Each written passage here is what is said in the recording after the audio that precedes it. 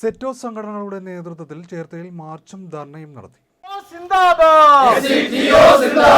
പണിമുടക്കം പണിമുടക്കം പണിമുടക്കം പണിമുടക്കം പണിമുടക്കം പണിമുടക്കം പണിമുടക്കം പണിമുടക്കം പണിമുടക്കിൻ ഇടിമുഴക്കം പണിമുടക്കിൻ ഇടിമുഴക്കം. വിവിധ ആവശ്യങ്ങൾ ഉന്നയിച്ച് സെറ്റോ സംഘടനകളുടെ ആഭിമുഖ്യത്തിൽ കേരളമെമ്പാടും ആഹ്വാനം ചെയ്തിട്ടുള്ള പണിമുടക്ക് സമരത്തിന്റെ ഭാഗമായാണ് ചേർത്തലയിൽ മാർച്ചും ധർണയും സംഘടിപ്പിച്ചത്. ചേർത്തല DEO ഓഫീസിൽ നിന്ന് ആരംഭിച്ച മാർച്ചിൽ നിരവധി പ്രവർത്തകർ പങ്കെടുത്തു. KPSTA സംസ്ഥാന സെക്രട്ടറി PA ജോൺ ബോസ്കോ ധർണ ഉദ്ഘാടനം ചെയ്തു. സെറ്റോ ചേർത്തല താലൂക്ക് ചെയർമാൻ ഭരതൻ ധർണ സമരത്തിൽ അധ്യക്ഷത വഹിച്ചു. സെറ്റോ ജില്ലാ കൺവീനർ KD അജിമോൻ, സംസ്ഥാന നിർവാഹക സമിതി അംഗം സോണി പവേലിൽ, KPSTA ജില്ലാ സെക്രട്ടറി ER ഉദയകുമാർ, KPSTA ജില്ലാ ഭാരവാഹി ബാബു രാമേന്ദ്രൻ, NGO അസോസിയേഷൻ ജില്ലാ ജോയിന്റ് സെക്രട്ടറി ജോസ് എന്നിവർ പ്രസംഗിച്ചു.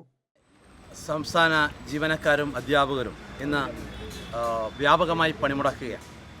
കഴിഞ്ഞ 8 വർഷങ്ങളായിട്ട് അധികാരത്തിലിരിക്കുന്ന ഇടതുപക്ഷ ഗവൺമെൻറ് ജീവനക്കാരോട് എന്നും പുറംതിരിഞ്ഞ സമീപനമാണ് സ്വീകരിച്ചു വരുന്നത്.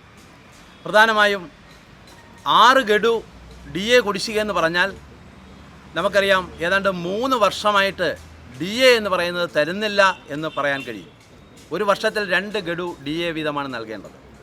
അങ്ങനെ വരുമ്പോൾ ഏതാണ്ട് 3 വർഷത്തെ DA ആണ് കുടിശ്ശികയായിട്ട് നിൽക്കുന്നത്. കഴിഞ്ഞ ശമ്പള പരിഷ്കരണത്തിൽ അതിന് മുമ്പുള്ള DA, കഴിഞ്ഞ 8 വർഷത്തിന് മുമ്പുള്ള DA ഉൾപ്പെടെ ലയിപ്പിച്ചു എന്ന് പറയുമ്പോൾ പോലും ആ ലയിപ്പിച്ച DAയുടെ കുടിശ്ശിക 4 ഗഡുക്കളായിട്ട് നൽകും എന്ന് പറഞ്ഞിട്ട് അതിതുവരെ നൽകിയിട്ടില്ല. അപ്പോൾ ഇതെല്ലാം ജീവനക്കാരോടുള്ള ഒരു ഗവൺമെൻറ്റിൻ്റെ സമീപനം എന്താണ് എന്ന് വ്യക്തമാക്കുന്നതാണ്. എന്നാൽ ഗവൺമെൻറ്റിനെ സംബന്ധിച്ചിടത്തോളം അതിൻ്റെ ധൂർത്തിന് യാതൊരു കുറവുമില്ല. ധാരാളം സമ്മേളനങ്ങൾ, മറ്റ് ആഘോഷ പരിപാടികളൊക്കെ നടത്തിക്കൊണ്ട് ജനങ്ങളെ ആകെ വെല്ലുവിളിക്കുന്ന രൂപത്തിലുള്ള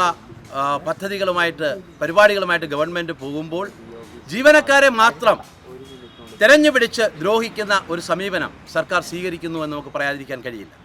ശമ്പള പരിഷ്കരണം 2024 ജൂലൈ 1 മുതൽ ലഭിക്കേണ്ടതാണ്. അതിന് കമ്മീഷനെ നിയമിക്കാൻ പോലും ഈ ഗവൺമെൻറ് തയ്യാറായിട്ടില്ല. അതോടൊപ്പം പങ്കാളിത്ത പെൻഷൻകാരുടെ സ്ഥിതി വളരെ ഗുരുതരമാണ്. പങ്കാളിത്ത പെൻഷൻ പിൻവലിക്കുമെന്ന് പറഞ്ഞാണ് 2 തവണയും ഈ സർക്കാർ അധികാരത്തിലേറി.